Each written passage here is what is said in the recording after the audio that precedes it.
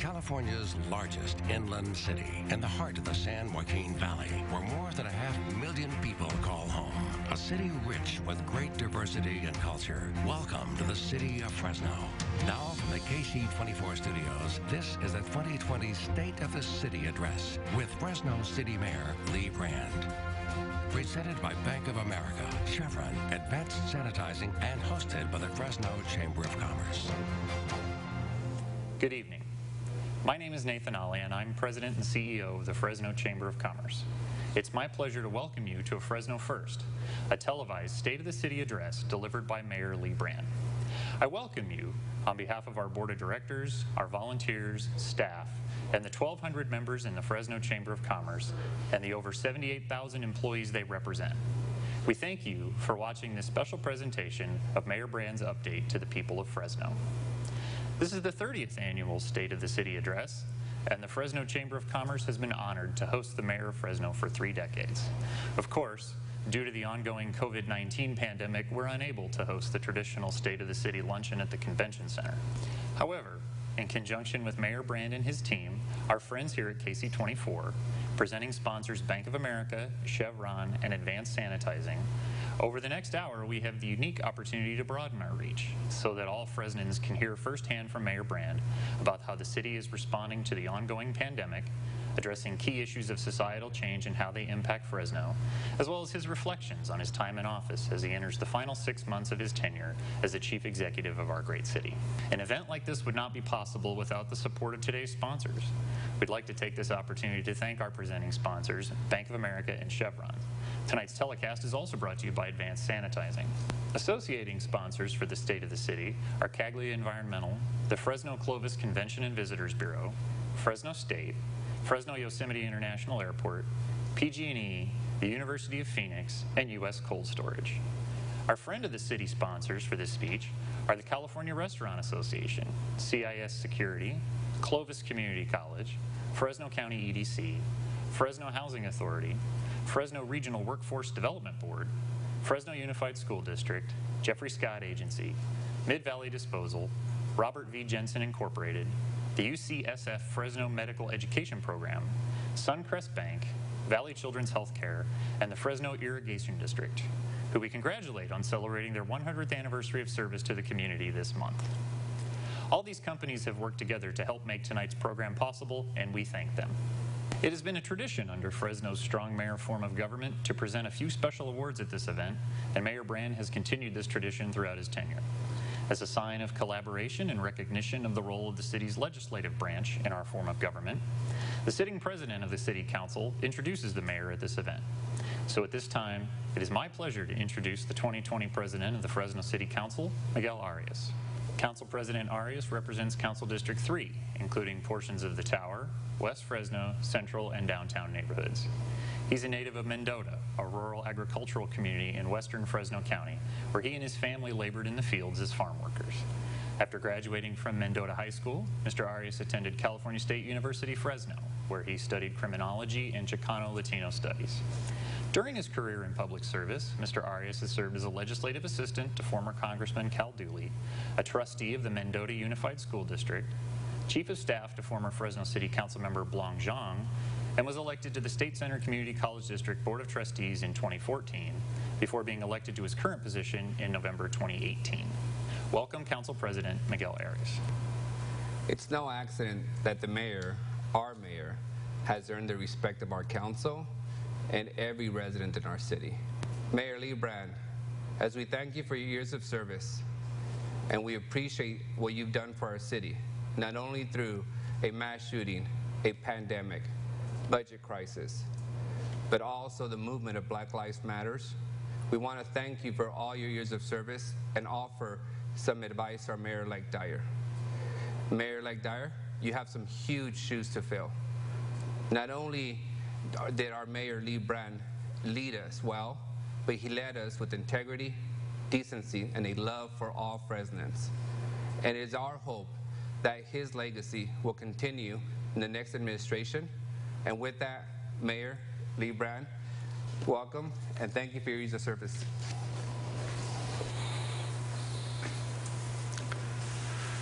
Thank you, Miguel. One of the traditions I established at this annual event is to present a Community Partner Award. This award recognizes outstanding individuals and organizations that have built relationships, not only with the City of Fresno, but also serve as a model for collaborating with other leaders for the greater good. In that spirit, it is my pleasure to announce that the 2020 Community Partner Award goes to Pal Yang, CEO of the Fresno Center.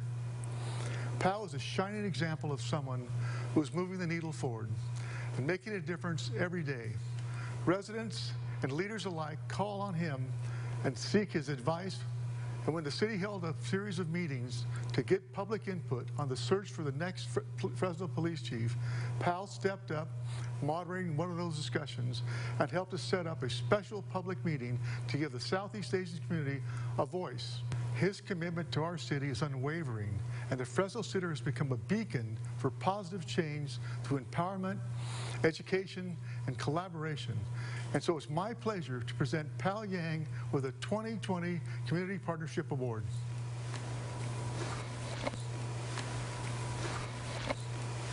Thank you, Mayor Lee Brand, the City of Fresno. It is an honor to be able to serve along you and serve our great City of Fresno in our community. Thank you.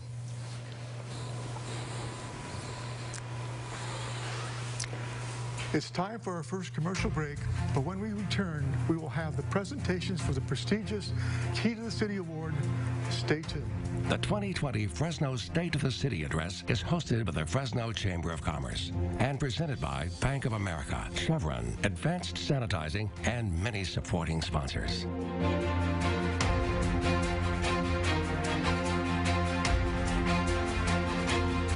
This is the 2020 State of the City Address with Fresno City Mayor Lee Brand. Welcome back. Now it's time to present the Key to the City, a special tribute presented by mayors around the world to honor someone either for their significant contribution to the city or for attaining excellence in their chosen field of endeavor. For Fresno, this annual award goes to an individual who embodies a particular value or characteristic that we want to celebrate and perpetuate in our community. This year, for the first time in recent history, the Key to the City goes to two recipients who are public servants. These two men have made a major impact on our community's health and safety that cannot be overestimated. I'm honored to present the Key to the City to Fresno County Health Director David Palmaville and Interim County Health Officer Dr. Reyes Forja. Both of these men are consummate professionals who have led our community through the pandemic, charting a careful course through uncharted waters. David Palmaville has a stellar record as a 34-year-old veteran in the public health field and has been a voice of reassurance and strength right from the start of the COVID-19 crisis. Dr. Forja has experience as an emergency room physician and treating earthquake victims in Haiti, put him in the right place at the right time, becoming the Central Valley's leading voice for safety and scientific reason in only a few months on the job.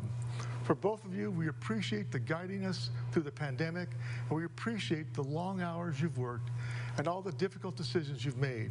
It is my honor, on behalf of a grateful community, to present these keys to the city to David Palmaville and Dr. Reyes Forja. Thank you, Mr. Mayor. We are both honored and humbled to receive this recognition for the work that we've been doing, but I must tell you that this is work that is reflective of the whole county health department, as well as the many healthcare workers in our community that have worked tirelessly to ensure that our community remains as safe as possible. And we want to thank the City of Fresno for this incredible honor here today.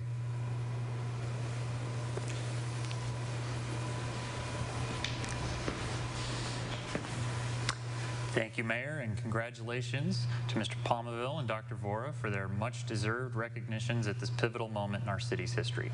We will take a break, and when we return, Mayor Brand will deliver the 2020 State of the City Address. Stick around. The 2020 Fresno State of the City Address is hosted by the Fresno Chamber of Commerce and presented by Bank of America, Chevron, Advanced Sanitizing, and many supporting sponsors.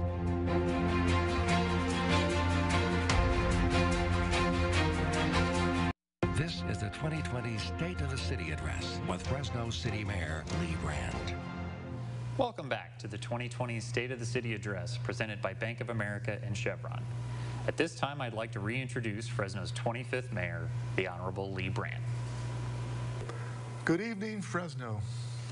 I know this is a change from our tradition for the Mayor's annual State of the City Address, but now we should be used to doing things differently. And in that spirit, I'm going to show you an up-close and personal view of me in my role as your mayor.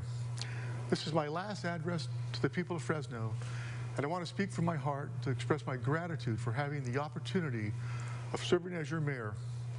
But before I begin my speech, let me pause for a few moments to reflect on my life, remembering many years ago, a troubled young boy struggling to grow up in a poor neighborhood on McKenzie Street in southeast Fresno. My life has followed a long and winding journey with good times and bad. As a young boy, my world was bleak and my future was uncertain. As I grew into a teenager, my troubles mounted. I was arrested in 1964 at junior high school and booked in the Fresno County Jail. Later that year, my father died, leaving my mother a widow to raising 3 children on a Social Security check. This was the worst year of my life. Through hard work, fortuitous events, and by the grace of God, I was able to overcome the many obstacles I was faced with. I was the first one in my family to graduate from college. And shortly after graduation, I started a small business that grew into a much larger, successful business. And the most important part of my life was my marrying my wife, Trish, having 4 children and 4 grandchildren.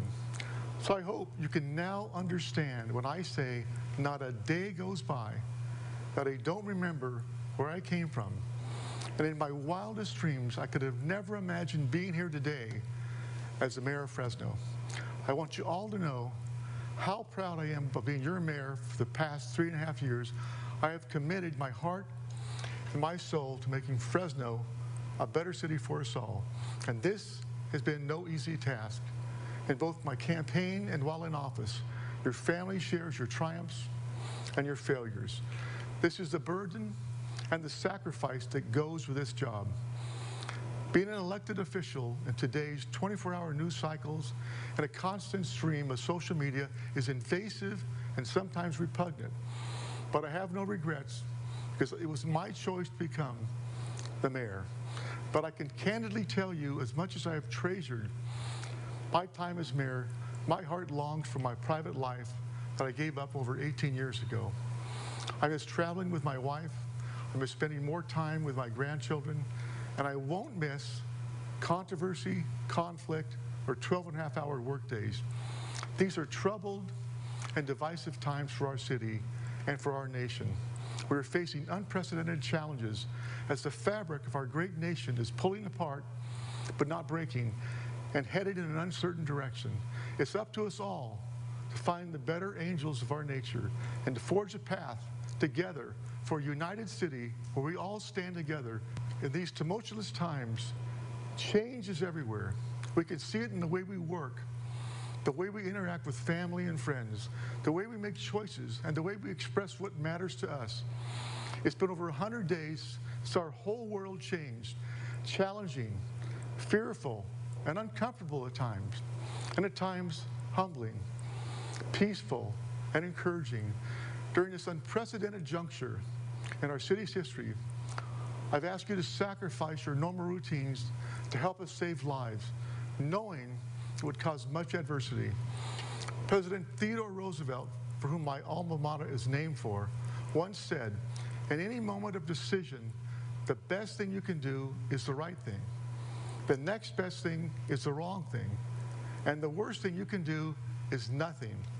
In response to an unseen adversary, I chose to do what I felt in my heart was the right thing to do and standing by those decisions. We are still learning how to manage this virus. I believe we are doing better than most cities in protecting the health and the community and the welfare of our community, and also allowing our economy to rebound. We still face many challenges ahead. We'll have many more hardships to endure, but in the end, we can all be proud of the way we've responded to every crisis put in front of us. And in that spirit, I want to share my thoughts about the state of this great city and what the future lies ahead. I want to start by expressing my gratitude to many special people. First, thank you to Nathan Ali and the Greater Fresno Area Chamber of Commerce, and to the team at Nexstar and KC24 for inviting me to deliver the state of the city in this historic way. To my wife, Trish, thank you for your love and your support, for putting up with me working from home for the past 3 months. Only 6 months to go, sweetheart. To members of the Fresno City Council, thank you for your service. Let's keep working together every day to make our city safer, stronger, and fairer for all. And I would be remiss if I didn't recognize Councilmember Paul Capriolio, who has served this city as a planning commissioner and as a council member for over 10 years. Like me, he'll be termed out at the end of this year. I want to personally thank him for his public service and for making Fresno a better place. I will miss you, my friend. To Wilma Kwan, who has led this organization with wisdom, grace, and steadfast resolve, our amazing executive team, and our exceptional department directors, thank you for guiding our city with resilience and resolve. And to the City of Fresno employees, you have filled roles you never expected in order to maintain the essential service that residents and businesses depend upon. Thank you for your service and your sacrifice. Finally, to the citizens of Fresno, we could not have made it through the past 100 days without your support. Thank you from the bottom of my heart. And thanks to you, the state of the city is hopeful. Mayors before me and the mayors who will follow always use this time to proclaim that the state of our city is strong. And Fresno was strong at the start of this year. But over the past 6 months, we've witnessed a tale of two seasons. Seasons as different as summer from winter. Before the pandemic hit that shook this city to its core, Fresno was in the best financial shape in our history. Our unemployment rate, which for decades languished at double digits, hit 4.7% last summer and was the lowest sustained jobless rate in Fresno's history. And we built and maintained an A+ credit rating, rising from jump-on status 10 years ago, allowing us to refinance our bonds and dramatically reduce our debt. We have secured a $34 million reserve balance, less than a decade removed from the brink of bankruptcy. We're the only city in California with a fully funded pension system, and only one of 7 in the entire nation. By all accounts, Fresno's been one of the best run, fiscally responsible cities in America, and that's something to be proud of.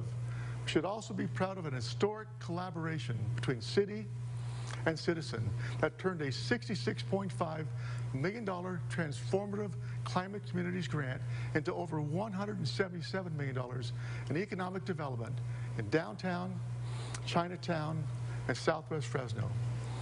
This past year, we've seen a number of projects approved from that grant to begin work celebrating the beginning of a brighter and healthier future, including the Southwest Village Urban Farm Community Gardens in Southwest Fresno, the installation of solar panels at an affordable housing facility for seniors in Southwest Fresno, thanks to the Housing Authority, and building the Inside Out Community Garden at the Sunset Community in partnership with the Fresno Economic Opportunities Commission to plant trees and vegetables with community volunteers. These 3 projects are the first of 18 projects that will include a new West Fresno satellite campus for Fresno City College, transportation improvements, affordable housing, and local economic development. We're also doing our part to transform the way our city looks. At last year's State of the City address, I announced the start of Keep Fresno Beautiful with a mission to organize, promote, and maintain a citywide effort to clean our neighborhoods, streets, and highways, starting with our kickoff event last November at the Mariposa Plaza downtown. The city has worked with partners from across the community to provide litter, weed, and graffiti abatement and support citywide cleanup activities. One activity in particular was especially meaningful to me. About 200 volunteers gathered on a Saturday in February to plant drought-tolerant trees on the McKinsey Trail in southeast Fresno. Thanks to Tree Fresno and CEO Mona Cummings and the city's Public Works Landscape Division, we have planted 180 trees that will help reduce carbon emissions, fight climate change, and provide an attractive place for Fresnans to enjoy the outdoors. Even though COVID-19 has put a temporary hold on large public gatherings, Keep Fresno Beautiful is busy planning new cleanup and beautification projects in the coming months. But we haven't stopped cleaning up. In fact, in March, we began a highway litter abatement pilot program to tackle one of the city's biggest eyesores, the trash along our local highways. This program is done through a partnership with the city, Caltrans District 6, and the Fresno County Transportation Authority. And in just 4 months, we've picked up over 2,000 bags of trash. That's more than 20 tons that our crews have collected. And now that Caltrans has announced that they're resuming highway cleanup crews along the embankments, we have a sustainable program to keep our highways as free of litter as possible. This is a big step in the right direction. We're also taking a giant stride, literally crossing Highway 99 toward finally completing a major transportation project that has been sitting dormant for decades, Veterans Boulevard. Last September, we completed Phase 1, a new $5.5 million section of Bullard Avenue, helping residents south of Herndon get to their destinations more quickly.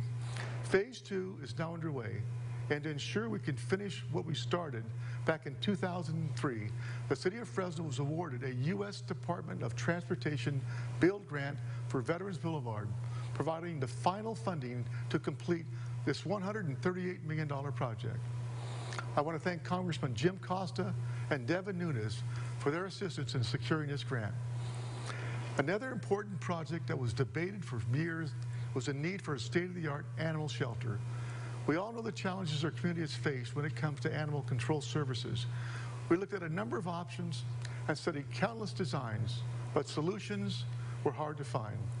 Finally, this city reached an agreement with the Gap Inc.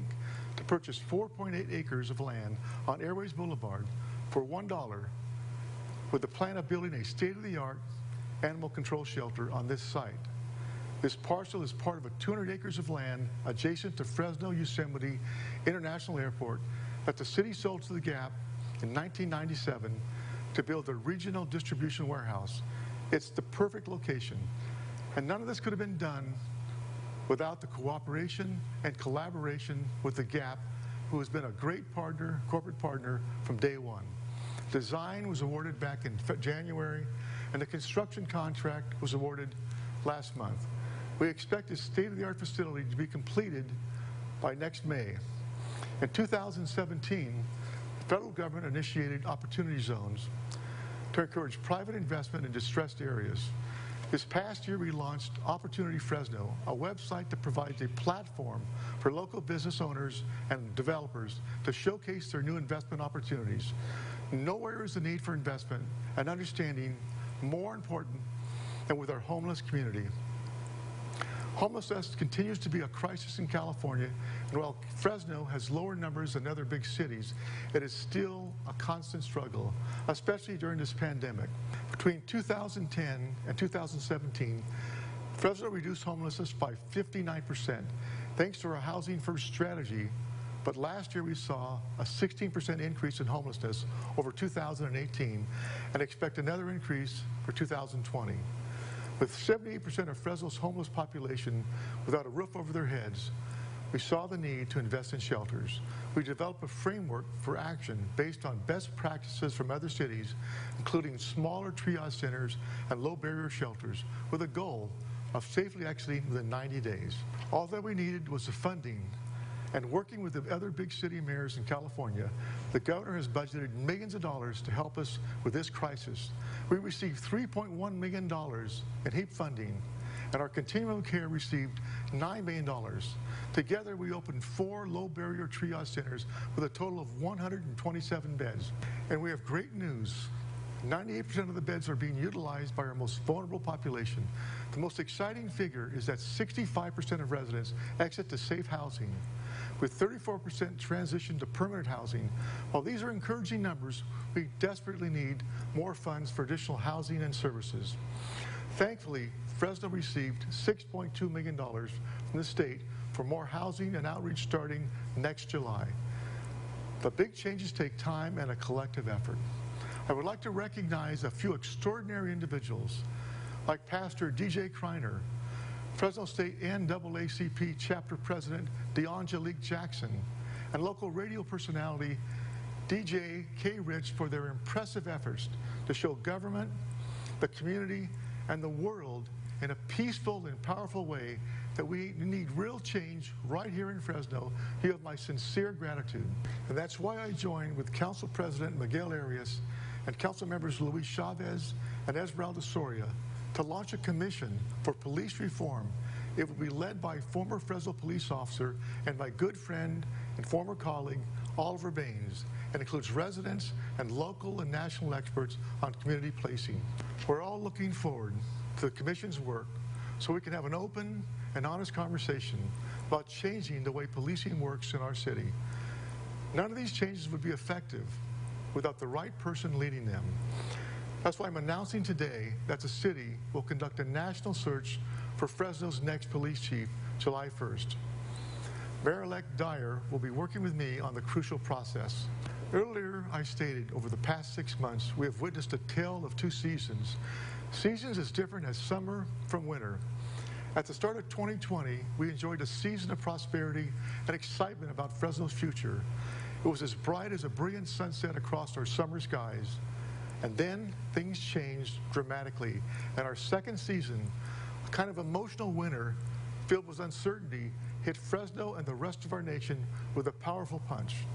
We acted quickly and decisively, declaring a state of emergency on March 16th to put our city in the best position to protect the people of Fresno and be eligible for federal and state funding connected to the pandemic. 2 days later, we ask you to shelter at home, wear masks to protect others, and practice physical distancing to help reduce the risk to public health and safety. Our city employees stepped up to make sure your essential needs were taken care of. We kept the water flowing and the buses running. We transitioned our service desk to online portals so you could pay bills and submit plans without having to leave your home. We donated masks and offered financial relief to small businesses hit hardest by the closures. We put moratoriums on evictions and shutting off utilities to give you time to recover financially. And after 3 months of caution, we've reopened businesses and restarted our economy, putting thousands of people back to work and bringing optimism back to this great city. We have been through 2 seasons together, the highest highs and the lowest lows, and we have emerged into the new season, a season of hope. As I close my remarks and consider the state of our city, I think of the words of Maya Angelou, the great American poet and author, who once said, "We cannot change the past, but we can change our attitude toward it. Uproot guilt and plant forgiveness. Tear out arrogance and seed humility. Exchange love for hate, thereby making the present comfortable and the future promising." Those words should echo in every heart as we work as one for Fresno's future, a future filled with promise, justice, opportunity, and most importantly, hope. We will be strong again together. Thank you for giving me the privilege and the honor of being the mayor of this great city. God bless you, and may God bless the city of Fresno. Mayor Brand, thank you for your stirring remarks. We appreciate your nearly 12 years of elected service to the people of Fresno, both as a council member and as our mayor. Once again, we'd like to thank our presenting sponsors, Bank of America and Chevron. Tonight's telecast is also brought to you by Advanced Sanitizing. Associating sponsors for the State of the City are Cagley Environmental, the Fresno Clovis Convention and Visitors Bureau, Fresno State, Fresno Yosemite International Airport, PG&E, University of Phoenix, and U.S. Cold Storage.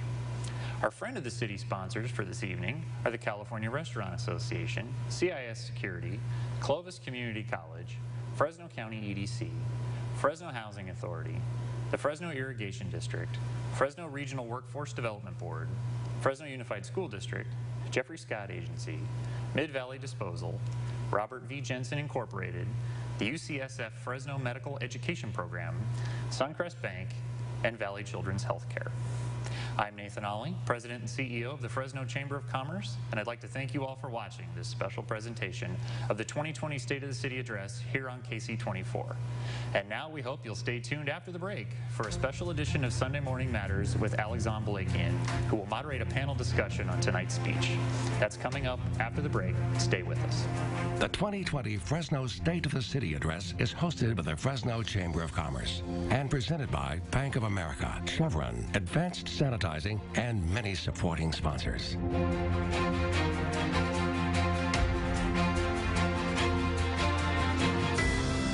This is the 2020 State of the City Address with Fresno City Mayor Lee Brand. Mayor Lee Brand issuing his final State of the City Address. It was heartfelt, personable, and it outlined some of his achievements as mayor and the work that he would like to get done before he leaves office. The mayor also stating he has no regrets over his term as mayor. So let's bring in our panel to address the mayor's speech. Let's take roll call. KC24 political analyst Jim Veros is here, and CEO of Code for America and former national political director for Hillary Clinton's presidential campaign, Amanda Renteria. Thank you both for joining me on this special edition of Sunday Morning Matters. How are you guys? Great. Doing well. All right, I want to get to this because the mayor's speech, roughly 18 minutes long, he talked about being arrested. He also talked about being booked and fingerprinted into the Fresno County Jail when he was a junior. He touched on his family tragedy as well, so a bit of a personal side of Mayor Brand that many people really don't get a chance to see. Amanda, I want to begin with you. What do you make of that approach before really getting into the meat of his speech? I think in today's environment, it is important to see leaders talk about who they are. Really, whatever they're doing, the empathy in that is really important. And listen, the mayor's been known to be a nice guy. And certainly during this time in 2020, it's important to have someone who has been listening to the community, especially when you think about what Fresno's been through. The mass shooting, COVID, budget crisis, and as we move into police reform. And so I thought beginning in that way was really an authentic way to start this speech and to really show empathy for what Fresno's about to undergo. And Jim, you know the mayor well, so obviously you have a take on this as well. And it's a side, again, that we never get to see Mayor Brand really kind of initiate when it comes to the community on a day-to-day basis. Yeah, I think that his reputation before he was mayor, when he was a Fresno City councilman, was very much of an accountant. I mean, he was always known as an individual who just worried about the numbers, and it wasn't about being a politician. And I think when he became mayor, he definitely tried to have more of a human side, but I think as time went on, he definitely said, you know, hey, I need to be out there a little more. I need to tell my personal story. And I think when he decided that he was not going to run for re-election and he was only going to be here for one term, I think this speech, he wanted to sort of make sure that he let everybody know that, hey, I hear you and I feel your pain. You know, also in his speech, he did say the city is going to have many more hardships to endure, but, you know, Fresnans, will they be proud of the way they have responded, meaning his administration? He said that the Fresnans and the citizens of Fresno would be proud. Jim, I'll come right back to you. Do you think Fresnans will be proud of the mayor's leadership during this time of the pandemic and now civil unrest? I think, unfortunately, it'll be a partisan response, so depending on who you ask. I think that if you're someone that was a small business, you know, you may question the mayor's decisions to shelter in place so quickly and whatnot. But also, if you're just worried about, obviously, your personal health, you're going to look at the mayor and say thank you, because I think that, and first and foremost, that's what he was thinking about. So I think more people are going to thank the mayor than be upset with the mayor, because I think he did a very good job of keeping the city safe, and that's his job. Amanda, do you agree with that? He said every crisis, Fresnans will be proud of how we responded. Is that your take as well, or do you have a different take? I think there's always going to be some questions about what did you do in that moment of truth? What did you do when you had to make those tough decisions on putting people's health first or putting the economy first. And I think we're going to see across the country every single elected leader during this time is going to be questioned about that. And I think he was pretty authentic in his leadership style. I think it looked like he worked pretty well with the city council, which is a diverse city council, and worked out those some of the differences that they've had. And I think you've got to, as an elected leader, look back and look yourself in the mirror and say, did I do the right thing at the right time? And I do have to say, his empathetic way of listening really does, when people look back on it, that's something that will be remembered, particularly right now in a highly intense political environment.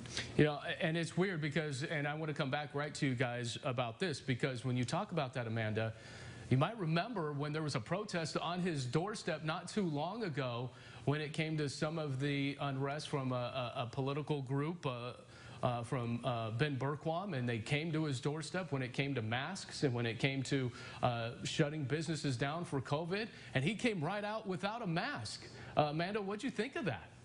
You know, I think we're all going to look back on this moment and wonder what we did in those early days. And I think there's another story here to be told, that I think there is a sense of looking back and reviewing, and this is true for a lot of cities across the state, but particularly in Fresno, when you think about the diverse population that we have here, and you do have to take a look and say, over the course of time when he was mayor and really leadership in general, what have we been doing to make sure we really are reaching every single community and giving them economic empowerment? And part of what we're seeing during this time of COVID is you are seeing it affect communities differently.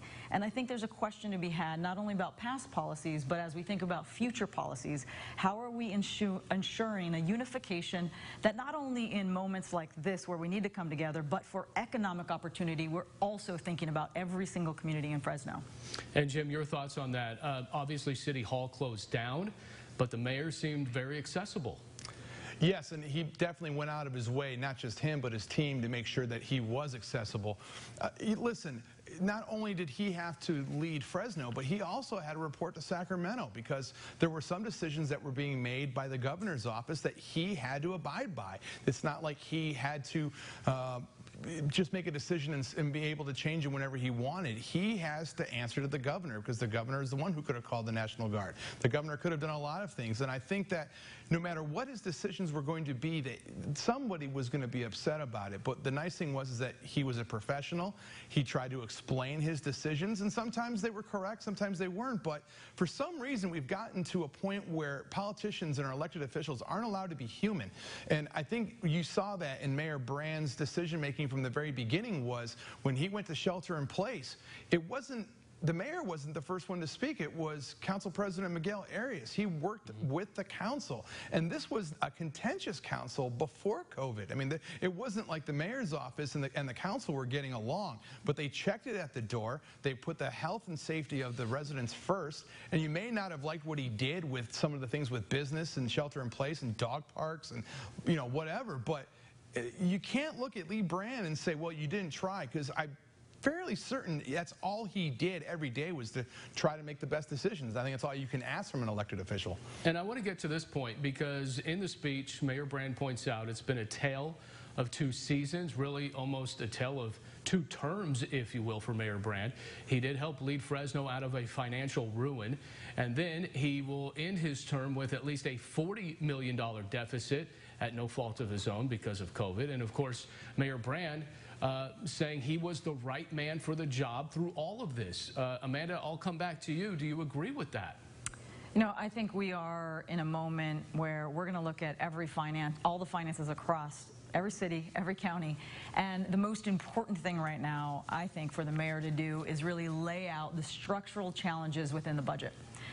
Truly help the council now and the incoming mayor-elect to understand what they're walking into, because there will be tough decisions. And I know the mayor said that in his speech, that there's more to go. And right now, I think you got to come to the truth of where we are financially in order to be able to address it in these next coming months and years. And so, Amanda, I want to come back to you. Do you think he was the right man for the job when you talk about civil unrest, the pandemic, a mass shooting?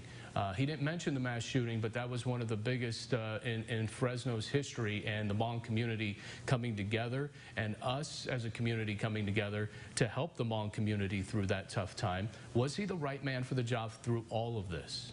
I think he did a good job, and largely because he really did listen to people. I also think it could be a man or a woman, so he was the best person for the job. Right. And I think that's important to really think about leadership as we move forward. How important it is to have that level of empathy. How important it is to listen to others, and he did that. And you know, you bring up a good point, Amanda, and I'll come to you, Jim, because it was Ashley Swearingen that was in office, and then came Mayor Lee Brand.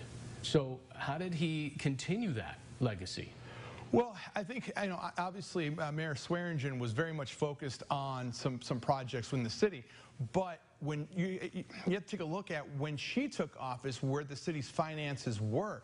I mean, we were weeks away from being bankrupt in this city, and she had to spend the first, you know, her first term getting the city from the brink of bankruptcy. Luckily, she had Lee Brand helping her out with that. So I think what Lee wanted to do was to continue some of the projects that Ashley started, because I don't see him being a fan of Fulton Mall. I don't see him being part of projects that typically would cost the city money. But he said, hey, listen, this means a lot to other folks in the city, and it's not just about what I like. So I gotta say that, you know, Mayor Brand over 3.5 years really focused on saying, hey, in this district, in this area, in this project, maybe if it's a predecessor, maybe it's another councilman, I'll listen, because maybe it's something that I'm missing. Jim, I got a couple minutes, and I want to get Amanda in this as well, but Jim, I'll start with you. You mentioned something, the revitalization of Fulton Street. He didn't talk about that in his speech. Did he miss there? I don't think he missed there. I think that there may be some hard feelings, I think, between this mayor and the previous administration in regards to Measure P, and I'm not going to, you know, I think that maybe Lee Brand had said, you know what, that wasn't my project, and I'm not going to talk about it. So I don't see him talking about it, especially because it wasn't his. Amanda, get the final word on that. Fair enough. You get to write your speech. You get to talk about the things you want to talk about. That would definitely be it. All right, we have much more to come here from our panel. And when we come back, we want to include into this conversation the national search for a new police chief. That was mentioned in the speech.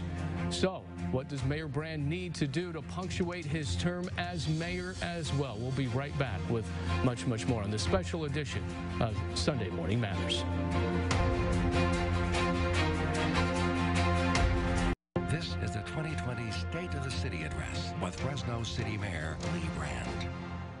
And welcome back to this special edition of Sunday Morning Matters, addressing the mayor's State of the City Address. We welcome back Amanda Renteria and Jim Veros with me. I'll tell you what, guys, thank you for social distancing as well. We're doing something a little bit different in studio, and I sure appreciate that. It may look awkward, but again, we want to be responsible as well.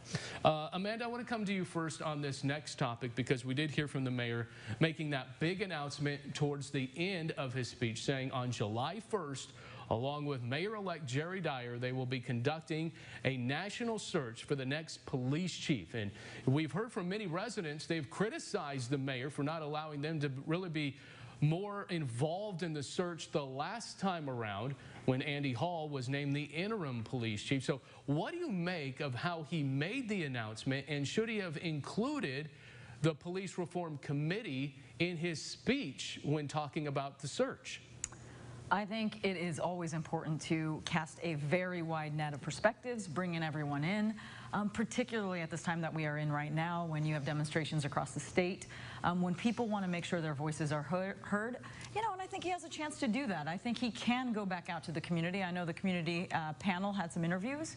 Unfortunately, the person he selected to move forward with this project wasn't part of that interview process, but hey, now's the time to redo that, or now's the time to make sure that every single step from here on out does include a broader set of voices, and I think that's only going to be better when you select a police chief that everyone feels involved in it. So when Fresnans hear this speech, and they did, how should they take this in? Amanda, I'll come right back. How should they take it in when he says, myself and Mayor-elect Jerry Dyer will be working together? He didn't mention all those other voices. I think there's always time to make sure to broaden the scope, broaden the listening tour, and you know, that is what the mayor has done in the past, is really make sure to listen. So we'll see how that evolves. I also just think, I'm not sure you're going to have a city that's going to be comfortable allowing other people to make that decision. I think everyone does want to feel a part of it, and we'll see how it moves forward in the process. I still stand hopeful that that the mayor understands how important it is to get everyone's buy-in as you move forward with this important selection at this moment of time.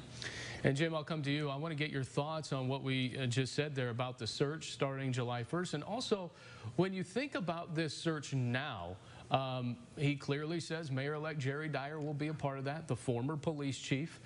What's the dynamic here? Because a lot of people will think it's really more about Mayor-elect Jerry Dyer picking the police chief instead of Mayor Brand, because that will be the perception.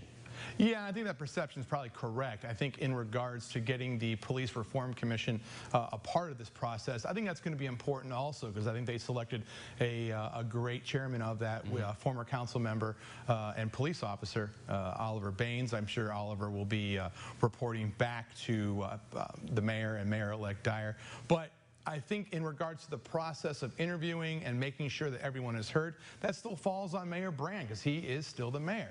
But in regards to selection and the next administration and who's going to be representing the police department under a new administration, I think as time goes on, it's definitely going to be more Mayor Dyer than it's going to be Mayor Brand. But I do believe that Lee Brand needs to have the infrastructure in place that everyone is heard, so that it's a nice transition, sort of passing the baton to Mayor Dyer, so that whenever there is another issue, and we all know there's going to be, no matter what municipality it is, that everyone can say, hey, well, we didn't know that about this individual or that individual.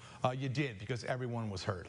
You bring up a good point, Jim. You talk about transition. Now, behind the scenes, you know, Fresnans really won't get a chance to see what's happening behind the scenes. Will this be a very smooth transition when it comes to changing from Mayor Brand's administration into Mayor-elect Jerry Dyer's administration? Because there will be changes there. Do you think it will be smooth enough where we won't see maybe on the outside a lot of the hiccups, but behind the scenes, what do you think that'll look like? Well, I think it's going to be interesting, because you know, you kind of take a look at transition teams and whatnot, and I think we always know, like when there's a new president, you hear about a presidential transition team and who's on it, and the interview process for Secretary of State and all this wonderful stuff. You don't get to see that a whole lot, in a municipality. It's going to be interesting to see if a Mayor-elect Dyer keeps how many individuals from the Mayor Brand administration. If he keeps everyone or makes very few changes, there's going to be some people saying, hey, well, why is this going to be different than Mayor Brand's administration? If there's wholesale changes, the three of us can continue to talk about expectations, but we just won't know what kind of administration is going to be, because we don't know the players involved. So in regards to seamless, if the same players are involved, we can have an opinion. But if it's not, all bets are off. Amanda, I want to get your thoughts on that, because really that is your expertise right there when you talk about transition in the political role. But I also want to end it with this as well. Mayor Brand illustrated a lot of the projects the city has approved in and is moving forward. But really, what's the one thing that he needs to get done to really punctuate his term? Yeah, I think there are two things. I think number one is he really does need to talk about the structural financial gap that the city council, the mayor, are going to have to deal with. And then I think the second is role modeling the right kind of process for selecting a police chief. I think it's an opportunity, if done well, it's an opportunity to really bring Fresno together as they embark on a new administration. I will take the last quote in Dyer's speech, the Angelou quote, and I think that's a good beginning as we think of the next term. All right, I got about 45 seconds, Jim. Punctuate the term. How does Mayor Brand do that? I'm going to piggyback on Amanda right now. I think it's going to be infrastructure and passing the baton.